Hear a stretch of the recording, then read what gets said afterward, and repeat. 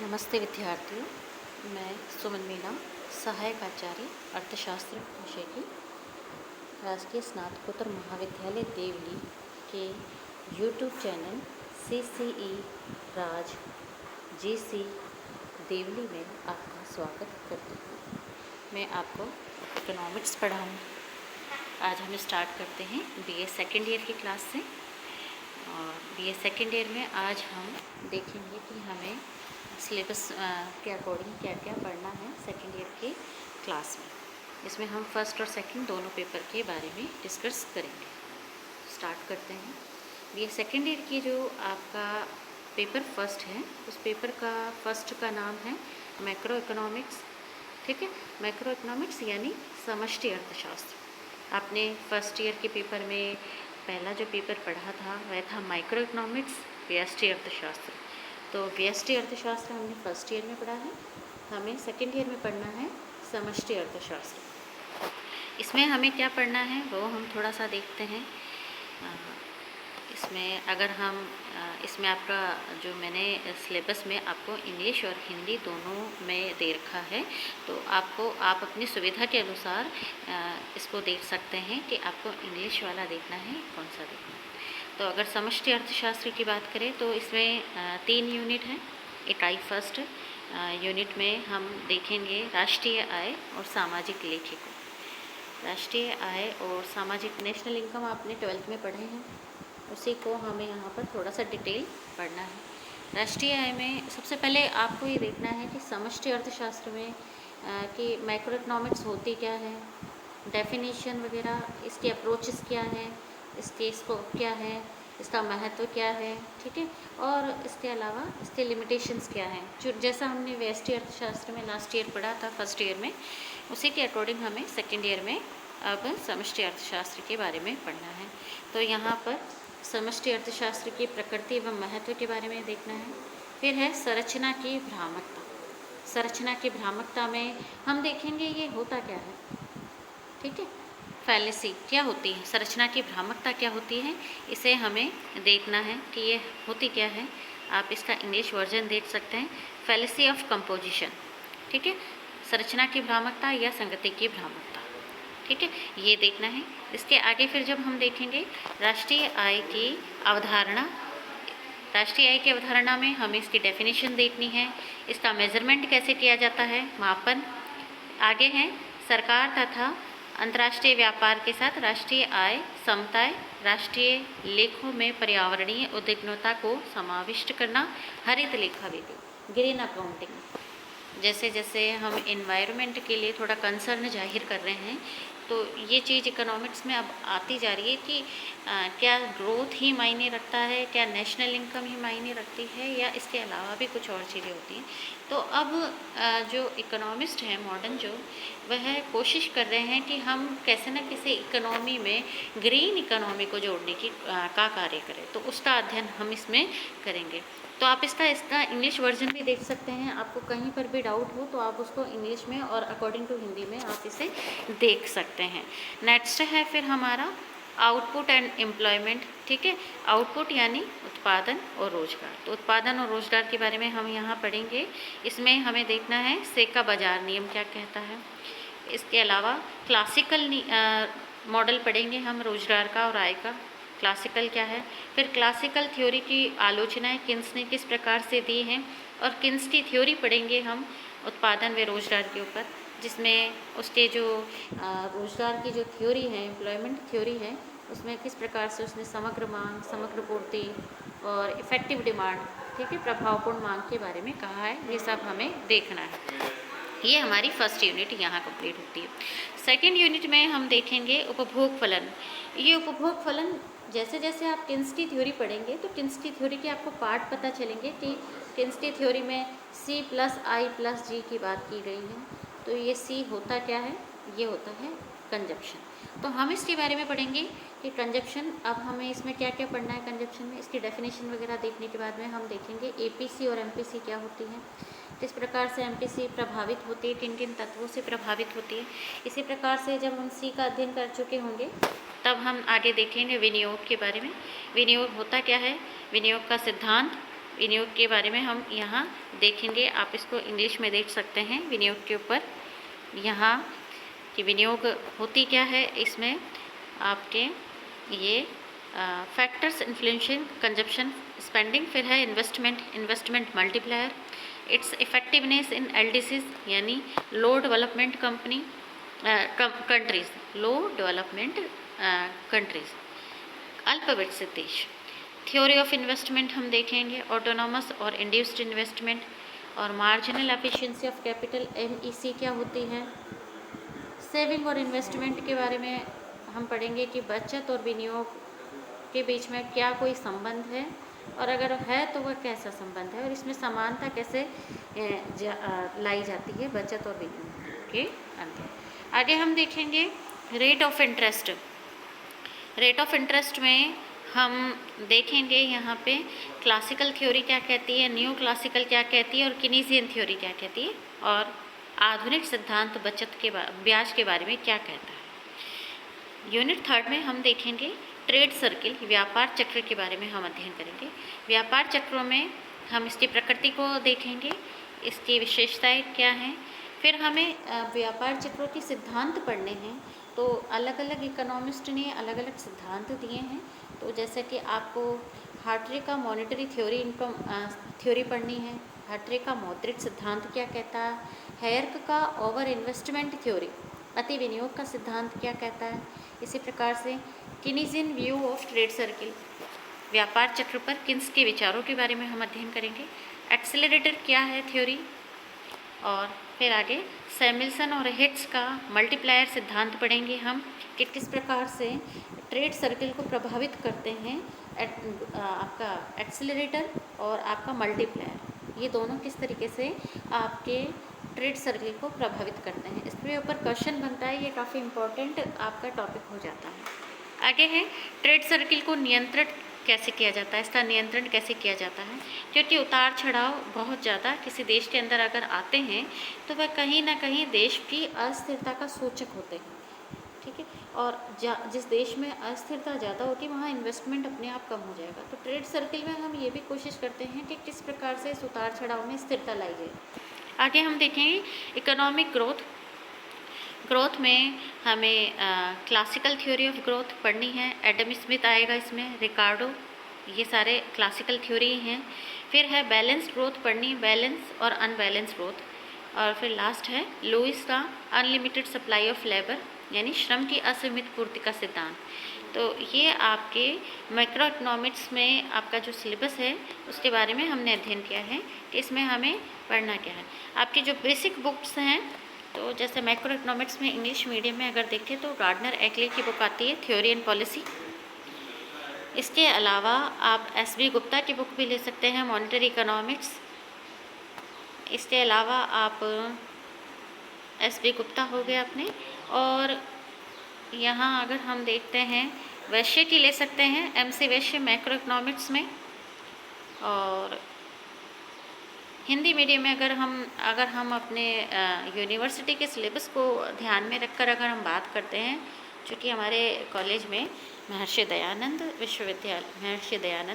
सरस्वती विश्वविद्यालय है ना, MDS यूनिवर्सिटी है, तो इसका अकॉर्डिंग जो हमारा सिलेबस है उस सिलेबस के अकॉर्डिंग अगर हम हिंदी मीडियम में अगर बुक देखते हैं तो आप BL ओझा की बुक भी ले सकते हैं, रेफ़र कर सकते हैं उसे। बाकी ये बुक तो हैं, इनके अलावा आप कर सकते हैं। आप हिंदी वाला सिलेबस आप इसमें नीचे देख सकते हैं, मैं इंग्लिश के थ्रू ही आपको बता देती हूँ। फिर है सेकंड, हम पेपर सेकंड की बात करेंगे, इंडियन इकनॉमी। इंडियन इकनॉमी आपका यानी भारतीय अर्थव्यवस्था सेकंड पेपर है। सेकंड पेपर के 2 पार्ट हैं।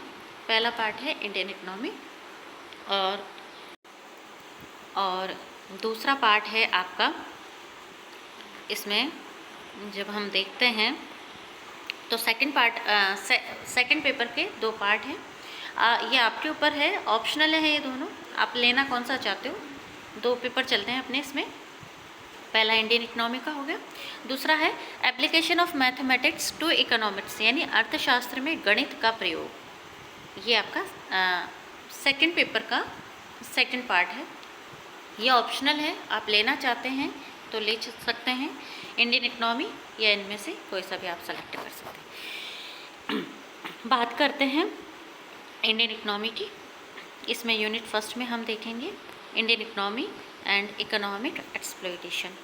इसमें हमें देखना है कॉलोनियल एक्सप्लॉयटेशन यानी उपनिवेशवाद के समय जो शोषण हुआ है उसका हमें अध्ययन करना है, इसके प्रकार कौन से हैं और इसके परिणाम क्या रहे हैं। फिर है case for protection of Indian industry यानी भारतीय उद्योगों को के संरक्षण के जो केस रहे हैं उनके बारे में हमें अध्ययन करना है। इसमें यहाँ आप देख सकते हैं सेकंड पेपर अपना। फिर है आर्थिक निकासी का सिद्धांत, इसके कारण और परिणाम। अगर आपने थोड़ा ध्यान से पॉलिटिकल साइंस पढ़ी हो तो ये क्वेश्चन काफ़ी आ चुके हैं। थ्योरी ऑफ ब्रेन ड्रेन ये किसने दी है, तो उसके बारे में हमें यहाँ पर डिटेल पढ़ना है। फिर भारतीय अर्थव्यवस्था की संरचना में हम देखेंगे इसके आधारभूत लक्षण, प्राकृतिक संसाधन, भूमि, जल, वन संसाधन, मुख्य जननांकीय लक्षण, जनसंख्या का आकार, वृद्धि दर, लिंग संरचना, ग्रामीण शहरी प्रवर्जन का मतलब समझ रहे हैं ना, माइग्रेशन, व्यावसायिक वितरण, जनसंख्या की धार्मिक संरचना, जनसंख्या नीति, आधारभूत विकास, राष्ट्रीय आय, मानव विकास सूचकांक। यहाँ जो हम राष्ट्रीय आय पढ़ेंगे वो इंडिया के कॉन्टेक्स्ट में देखेंगे हम कि भारत में नेशनल इनकम के बढ़ने की प्रवृत्ति किस तरीके की रही है, अगर वो बढ़ रही है तो किस दर से बढ़ रही है, गिरावट आ रही है तो कैसी आ रही है। ये हमें पूरी इंडिपेंडेंस से पहले का और उसके बाद की हमें स्थिति देखनी है। इसी प्रकार से HDR में हमारी कौन सी स्थिति है, हम कहाँ स्टैंड करते हैं और HDR के सूचक कौन कौन से हैं उसके बारे में हमें अध्ययन करना है। आगे है कृषि में हम देखेंगे इसका महत्व, इसका क्षेत्र, कृषि में उत्पादन और उत्पादकता की प्रवृत्तियाँ, उत्पादकता को प्रभावित करने वाले कारक, भूमि सुधार, नई कृषि व्यूहरचना, हरित क्रांति, ग्रामीण साख, कृषि विपणन, कृषि और विश्व व्यापार समझौता और भारत की खाद्य नीति, फूड पॉलिसी। हर एक देश की कोई ना कोई पॉलिसी होती है फूड से संबंधित, तो हमें अपने देश की खाद्य नीति के बारे में पढ़ना है कि इस फूड पॉलिसी में गवर्नमेंट क्या क्या उत्पादन करवाना चाहती है किसानों से और उसका डिस्ट्रीब्यूशन किस प्रकार से करना चाहती है, उसका हमें अध्ययन करना है। इकाई 2 में हम देखेंगे उद्योगों के बारे में। हमें इसमें योजना काल में, चूँकि 51 से योजनाएं स्टार्ट हो रही है, तो योजना काल से जो उद्योगों का विकास हुआ है, हमारी इंडस्ट्री पॉलिसी कैसी रही है, इंडस्ट्री के ऊपर जो रेगुलेशन किए जा रहे हैं गवर्नमेंट की तरफ से वो कौन कौन से रेगुलेशन है। लघु उद्योगों के बारे में पढ़ना है, क्योंकि लघु उद्योग हमारे देश के जो आप उद्योगों का जो हम पार्ट देखते हैं GDP के अंदर, उसमें स्मॉल इंडस्ट्री बहुत ज़्यादा रोल अदा करती है, एम्प्लॉयमेंट में भी और GDP कैलकुलेशन में भी करती है। तो हमें इसका महत्व देखना है, इसके विकास और इसकी समस्याओं के बारे में अध्ययन करना है। भारत के औद्योगिकरण में सार्वजनिक क्षेत्र के उद्योगों की भूमिका, सार्वजनिक क्षेत्र के प्रति वर्तमान में हमारी क्या नीति है, गवर्नमेंट की क्या पॉलिसी है। आप अभी जैसे न्यूज़पेपर में अगर आप शब्द सुनते हैं डिसइन्वेस्टमेंट, विनिवेश किया जा रहा है, तो उसके बारे में हमें यहाँ पर देखना है, क्योंकि गवर्नमेंट इंडस्ट्री जो गवर्नमेंट के जो उद्योग होते हैं गवर्नमेंट उन्हीं का ही विनिवेश कर रही है, तो उसके बारे में हमें यहाँ पर पढ़ना है कि वह क्या है। इसी प्रकार से औद्योगिक क्षेत्र में सुधार की उपलब्धियाँ। आगे हम देखेंगे भारत में नियोजन में हमें देखना है कि नियोजन यानी योजनाओं का उद्देश्य क्या रहा है, इसकी पॉलिसी क्या रही है, इसकी उपलब्धियाँ क्या रही है। जैसे प्रथम पंचवर्षीय योजना आई तो उसमें हमने क्या टारगेट पाने की हमने बात करी थी और क्या हमने वास्तव में प्राप्त किया है, तो इन सभी के बारे में हमें पढ़ना है। योजनाओं की असफलताएं देखनी है और वर्तमान में चूँकि अभी कोई पंचवर्षीय योजना तो चल नहीं रही है, नीति आयोग आ चुका है, तो अब हमें अपने सिलेबस को थोड़ा सा क्या करना है, मॉडिफाई भी करना पड़ेगा। योजनाएं तो हमने पढ़ ली, 12 पंचवर्षीय योजनाएं हमने पढ़ ली है, वो हमें इसमें देखनी है, ठीक है। इसके बाद में नीति आयोग किस तरीके से पॉलिसी इम्प्लीमेंटेशन का काम कर रहा है उसके बारे में भी हमें थोड़ा सा अध्ययन करना है। फिर चूँकि हमारे आर्थिक सुधार जो स्टार्ट हुए हैं 91 के बाद में हुए हैं, तो 1991 के बाद में हमारी जो पॉलिसी जो चेंज हुई इकोनॉमिक पॉलिसी, उसमें 3 चीज़ें महत्वपूर्ण रही हैं, उदारीकरण, निजीकरण और भूमंडलीकरण। तो इसके बारे में हमें पढ़ना है कि ये होता क्या है और इससे क्या वास्तव में देश के इकोनॉमी के ऊपर कुछ इम्पैक्ट आया है, ये हमें इसमें देखना है। फिर है बाहरी क्षेत्र, यानी हमें अब चूँकि हमने देश का तो देख लिया, अब देश के बाहर हमें अध्ययन करना है कि व्यापार के क्षेत्र में हमारी क्या स्थिति है। तो हमें इसमें देखना है विदेशी व्यापार में की भूमिका क्या है, आयात और निर्यात की हमारी इस समय अभी टेंडेंसी क्या चल रही है, भारत किन किन चीज़ों का निर्यात कर रहा है, टॉप 5 कौन कौन सी चीज़ें हैं। इसी तरीके से इंपोर्ट अगर कर रहा है तो वह टॉप 5 वस्तुएँ कौन सी है जिनका हम इंपोर्ट कर रहे हैं। हमारी विदेशी व्यापार की संरचनाएँ किस तरीके की हैं, क्या हम कृषि क्षेत्र की वस्तुओं का ज़्यादा निर्यात करते हैं या हम औद्योगिक क्षेत्र की वस्तुओं का ज़्यादा निर्यात करते हैं, इसका हम अध्ययन करेंगे। फिर है कि चूँकि जब हम आयात निर्यात करते हैं तो हम कहीं ना कहीं उसका सौदा रखते हैं, तो वो जो भुगतान संतुलन होता है उसके बारे में हमें अध्ययन करना है कि क्या वह हमारा सरप्लस जा रहा है या नेगेटिव जा रहा है, क्या है भुगतान संतुलन से हमें पता चलेगा, तो उसका हमें इसमें अध्ययन करना है। नए आर्थिक सुधार जो आए हैं वह कौन कौन से हैं, निर्यात संवर्धन के उपाय, नई व्यापार नीति, ये सब हमें इसमें अध्ययन करना है। फिर है विदेशी पूंजी। विदेशी पूंजी में हम देखेंगे एफडीआई क्या होती है, एफआईआई क्या होती है, एमएनसी बहुराष्ट्रीय कंपनियां और इनका देश की अर्थव्यवस्था पर क्या प्रभाव पड़ता है, और फिर क्यों हम स्वदेशी के ऊपर सबसे ज़्यादा महत्व दे रहे हैं।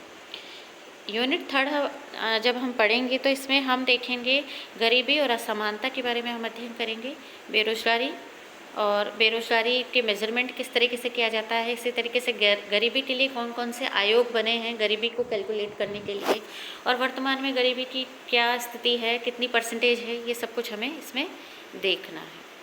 तो ये और लास्ट में हमें राजस्थान की अर्थव्यवस्था का थोड़ा सा पार्ट देखना है कि भारतीय अर्थव्यवस्था में राजस्थान की स्थिति क्या है, जनसंख्या, क्षेत्रफल, कृषि, उद्योग और आधारभूत ढांचे में। यानी इंडिया की देखने के बाद में हम फिर राजस्थान का उसमें भाग देखेंगे कि राजस्थान की स्थिति कैसी है। अब अगर जो बच्चे इंडियन इकनॉमी को ऑप्ट नहीं करना चाहते हैं, अगर वह इस पेपर को नहीं लेना चाहते हैं, तो उनके पास में दूसरा ऑप्शन है कि वह ये सेकंड पेपर का ये वाला ऑप्शन ले सकते हैं, अर्थशास्त्र में गणित के प्रयोग। इसमें आपकी 3 यूनिट है। पहली यूनिट में हम देखेंगे अवकलन के प्रयोग। अब अवकलन इंटीग्रेशन के बारे में हम अध्ययन करेंगे। इसमें हम देखेंगे कि इस अवकलन के प्रयोग को हम उपभोक्ता व्यवहार के सिद्धांत में कैसे उपयोग लेंगे, उपयोगिता अधिकतमकरण में कैसे लेंगे, स्लट्सकी समीकरण में कैसे उपयोग आएगा, मांग वक्र की व्युत्पत्ति किस प्रकार से निकालेंगे हम, उपभोक्ता की बचत और मांग की लोच, ये सब आपने फर्स्ट ईयर में पढ़ा है। अब इसको मैथमेटिकली हमें यहाँ पर सेकेंड ईयर में इसको प्रयोग करना है कि किस तरीके से उपभोक्ता का सेटिस्फेक्शन हम कैसे मैथमेटिकली ड्रॉ करेंगे। फिर है फर्म का सिद्धांत। चूँकि ये सब कुछ आपने फर्स्ट ईयर में पढ़ा है कि फर्में लाभ अधिकतम करना चाहती है, ठीक है, लागत न्यूनतम करना चाहती है, तो अब हम इसको मैथमेटिकली यहाँ पर उसको उपयोग लेंगे कि किस तरीके से वो प्रॉफिट मैक्सिमाइज करती हैं। उत्पादन फलन हमें पढ़ना है, कॉब डगलस उत्पादन फलन, स्थिर प्रतिस्थापन की लोच और रेखीय सजातीय उत्पादन फलन के बारे में हमें पढ़ना है। और ये चूँकि मैथमेटिकली है तो आपको इसमें प्रैक्टिस करना ज़रूरी है।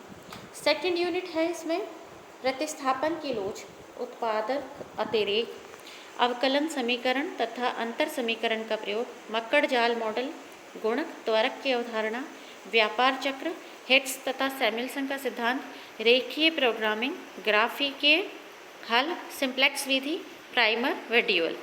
आप ये अगर मैं आपको बताऊं, फर्स्ट ईयर में आपने मक्कड़ जाल पढ़ा है, सेकेंड ईयर में अभी आप गुणक त्वरक पढ़ेंगे, व्यापार चक्र पढ़ेंगे, तो वो जो थ्योरी पढ़ेंगे वो हमारा फर्स्ट पेपर हो जाएगा। और जब हम सेकंड पेपर में अगर हम ये मैथमेटिकल वाला ये वाला पेपर ऑप्ट करते हैं तो हम इसको मैथमेटिकली ड्रॉ करेंगे कि किस तरीके से मॉडल काम करता है। तीसरी यूनिट में हम गेम थ्योरी पढ़ेंगे। गेम थ्योरी में हम हैं शून्य योग पढ़ेंगे कि 2 व्यक्ति खेलते हैं तो उसमें शून्य योग कैलकुलेशन क्या होती है, मैक्सिमम और मिनिमैक्स क्या होता है, सैडल बिंदु क्या होता है, आधा प्रदा विश्लेषण, इनपुट आउटपुट एनालाइज क्या होती है, और लियोनटिफ का मॉडल पढ़ना है, खुला और बंद मॉडल है। और अंतिम भाग तथा जोड़े गए मूल्य के तत्व, ये सारे लियंटिव मॉडल में आते हैं। आगे है उत्पादन क्षमता स्तर तथा विनियोग आवश्यकताओं का निर्धारण। ठीक है, तो ये आपका सेकंड पेपर है जो कि ऑप्शनल है, आप ले सकते हैं। और अगर हम इसमें जो बुक्स की बात करें आपके, तो इंडियन इकोनॉमी के अगर हम बात करते हैं बुक्स में, तो दत्त और सुंदरम की बुक आ गई है आपकी इंडियन इकोनॉमी की। इसके अलावा केडिया की बुक है रूट ऑफ अंडर डेवलपमेंट। आप नाथूराम का भी खरीद सकते हैं। मिश्रा एंड पुरी भी आप ले सकते हैं, अगर आपको मिलती है, अवेलेबल होती है तो आप ये कर सकते हैं। दत्त सुंदरम की आ गई आपके पास में बुक, केडिया की आ गई। इसके अलावा आप ओझा की बुक भी ले सकते हैं, जो कि यहाँ पर रेफ़र की जाती है इस यूनिवर्सिटी के सिलेबस को देखते हुए। तो ये सब कुछ है। और सेकंड पेपर की अगर हम बात करते हैं, सेकंड पेपर की, तो इसमें हम देखेंगे एलन की बुक आती है आपकी, RGD Allen, mathematical analyse for economics. और सबसे मोस्ट जो चलती है वो है हैंडरसन एंड क्वांट की बुक चलती है, माइक्रो इकोनॉमिक थ्योरी की। तो ये आपको इसमें लेनी होगी अगर आप ये पेपर ऑप्ट करते हैं। इसके अलावा चियांग एंड अल्फ़ा की बुक भी है, लेकिन मोस्टली इस बुक को ज़्यादा रेफ़र किया जाता है, हैंडरसन एंड क्वांट की। तो ये आपका सिलेबस है सेकेंड ईयर का, तो एक बार आप इसको देख लीजिएगा। और आगे नेक्स्ट वीडियो में अब हम इसके अकॉर्डिंग अपना कोर्स स्टार्ट करेंगे। धन्यवाद।